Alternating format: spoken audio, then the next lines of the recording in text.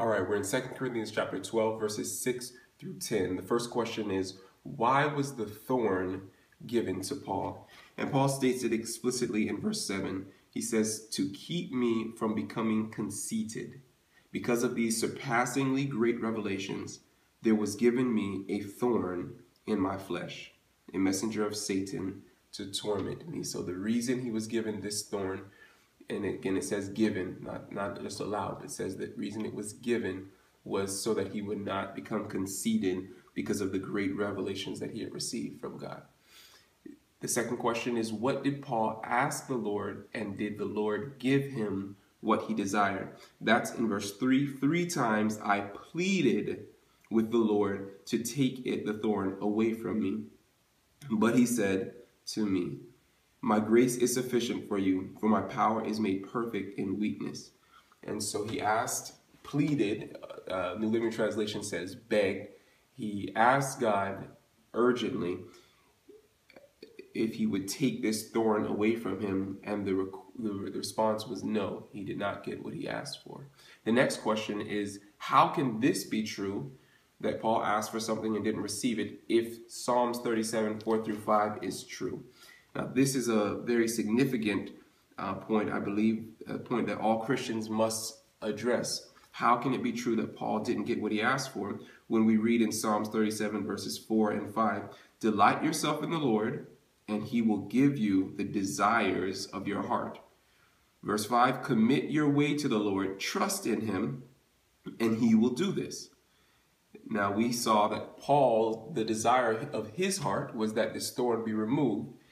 So why is it that the Lord did not give him this desire of his heart? Was it because Paul didn't delight himself in the Lord? Or was it because Paul didn't commit his way to the Lord? Maybe Paul didn't trust in him.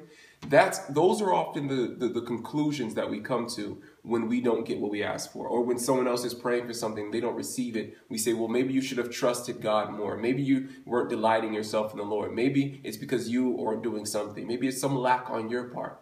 No, that is not biblical, I believe. I don't believe that Paul had some moral lapse, and he says it here. The reason he didn't receive it was because God gave him that thorn to keep him from becoming conceited.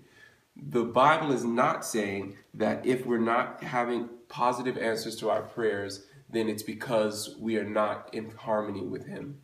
What it's saying here is that the desires of our heart, if we have committed ourselves to him, if we delight ourselves in him, the desires of our heart is firstly, ultimately, the greatest desire of our heart is that his will be done. The greatest desire of our heart is that what God knows is best is done. And then beneath that, we have also secondary desires. An example of this is right now, a desire of my heart is to go to sleep. I'm sleepy. But a greater desire of my heart is to finish this video. And so we see here prioritization of our desires. And in the same way, one of the desires of Paul's heart was that this thorn be removed, but the greater desire of his heart was that the will of God be done. We see this example also in Jesus. The desire of Jesus' heart was that the cup be removed. He says, if it's possible, let this cup pass from me, that I should not drink it. That was the desire of his heart. But the greater desire of his heart, he says, nevertheless, not my will, but your will be done. And so here again, we see a priority of desire. And so that's why I believe that Paul and myself and all of Christians come into this condition where we ask something of God and don't receive that desire. But it's not because there's any lack of morality, not any lack of commitment, not any lack of faith on our part, but it's because God knows better. And if we are in harmony with him, then our desire is that what he knows is best is done. The last question is, since he didn't get what he asked for, was Paul's prayer of any benefit to him?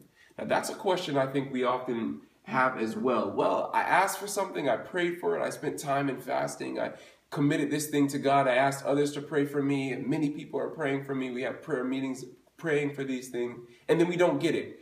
And so sometimes we feel that the praying was in vain. There was no purpose because we didn't benefit from it by receiving what we asked for. But I believe here there's one thing particularly that we see Paul receive, and I believe it's understanding of why he had this thorn. He says it in verse 7 that he receive the thorn so he would not become conceited.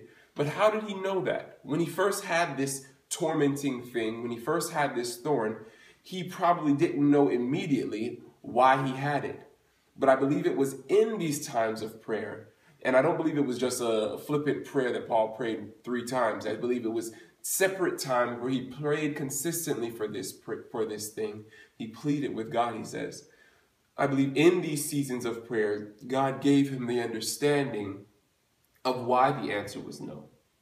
God gave him understanding of why he had to endure this thorn, and that brought him peace, I believe, as he says, verse 9, he says, therefore, I will boast all the more gladly about my weaknesses. He says he's even glad about this thing, and I believe that's because he had peace with it, receiving understanding from God, the purpose of it. And that's one great benefit that he had from praying, even though the answer was no. And I believe that's a benefit that we also can receive from praying. I've received that benefit from praying in certain cases where God has said no, not giving me what I've asked for, but he's given me understanding of why that thing has to continue. Now, I will quickly say that he doesn't always give us understanding. Job is perhaps the best explanation. Job had all of these terrible things happen to him, and yet he did not receive the explanation. We have Job chapter 1 and chapter 2, and we understand the reason that these things were happening to Job, but the Bible does not indicate that Job ever received such an explanation. God, in the end of Job, just tells him, look, I created all things. I know what I'm doing. You don't. And so trust me, effectively, is what God's answer to Job was. He didn't give him understanding. So it's not always the case that we have understanding. But sometimes, as Paul, in going to God in prayer and asking for things, he will give us understanding as to why these things must be. And through that, we can have peace. Other times, without the understanding, he just gives us peace. I've experienced this as well, that sometimes I don't know what God is doing. I don't know why he's doing it. But in bringing it to him in prayer, he brings me peace. Just reminds me that I can trust him, that I have seen him work better than I can imagine in the past, and that I can be at peace with that.